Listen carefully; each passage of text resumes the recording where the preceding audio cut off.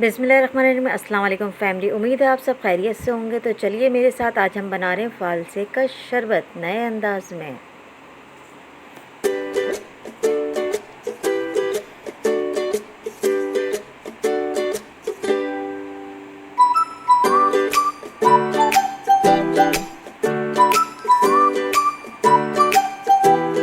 Welcome करती हूँ आपको किरण के किचन में।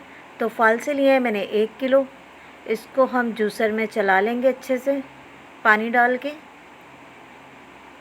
फिर हम इसका पानी अच्छे से छान लेंगे और ये बीज अलग कर देंगे इसके और गुदा अलग कर देंगे। हाथों से अच्छे से मसल के आप निकाल लिएगा इसको। ये देखिए माशाल्लाह से इस तरीके से निकाल लिएगा इसको। अब इसमें हम बताते हैं सामान क्या क्या डलेगा। हमें ये जो हमने पल्प निकाला है फालसे का वो चाहिए, हमें चीनी चाहिए, हमें हाफ़ kg और रूह अफ़ज़ा चाहिए हमें, और लेमन जूस चाहिए। तो मैं बताती जाऊंगी और बनाती जाऊंगी। मेरे चैनल पे नए हैं तो सब्सक्राइब कीजिए और अभी तक लाइक नहीं किया तो लाइक ज़रूर करिएगा, कमेंट शेयर करना ना भूलिएगा। तो चलिए स्टार्ट करते हैं। पैन गरम कर लें और इसके अंदर ये फालसे का जो हमने पल्प निकाल के रखा है जूसर में चला के छान के अच्छे से ये डाल दें आप। इसे हमें पकाना है ताकि हमें स्टोर करना है, और ये नए अंदाज़ में मेरे स्टाइल में। तो ज़रूर बना के देखिएगा, इंशाल्लाह आपको ज़रूर पसंद आएगा। तो ये आपका 1 से 2 महीने तक 3 महीने तक रह सकता है फ्रिज के अंदर। अब इसके अंदर हाफ़ kg हमने चीनी डाल दी है और इसे हम पकाएंगे अच्छे से। चीनी अच्छे से आप घोल लें चूल्हे पे। वैसे तो मेरी चीनी बिल्कुल साफ़ थी, बिल्कुल वाइट थी, मैल नहीं था उसके अंदर, लेकिन ऊपर से जो आपके ये झाग आता है ना वो आप निकाल दिएगा। वरना कोई कोई चीनी ऐसी होती है ना पीली पीली सी, तो वो गंदा झाग निकल रहा होता है। मेरी चीनी इतनी गंदी नहीं थी, लेकिन मैंने फिर भी ऊपर ऊपर से ये झाग हटा दिया है।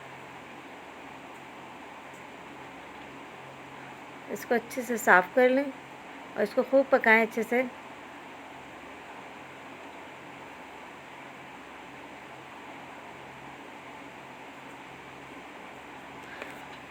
और फालतू का सीज़न जाने वाला है, बिल्कुल एंड पे है, तो आप लोग भी ये चीज़ बना के रख लें ताकि आपको आसानी हो पीने में और मज़े लेके पिएं और सबको दिखा के पिएं। ये देखिए हमारे पास तो फालसे हैं, आपके ख़त्म हो गए, हमारे पास हैं अभी।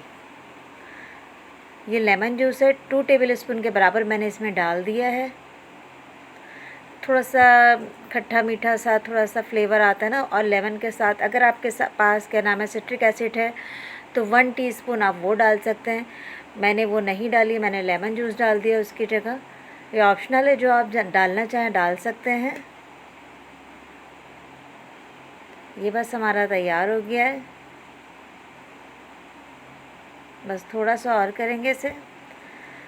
इसमें ज़्यादा से ज़्यादा 10-15 मिनट आपने पकाया है इसको फालसे को।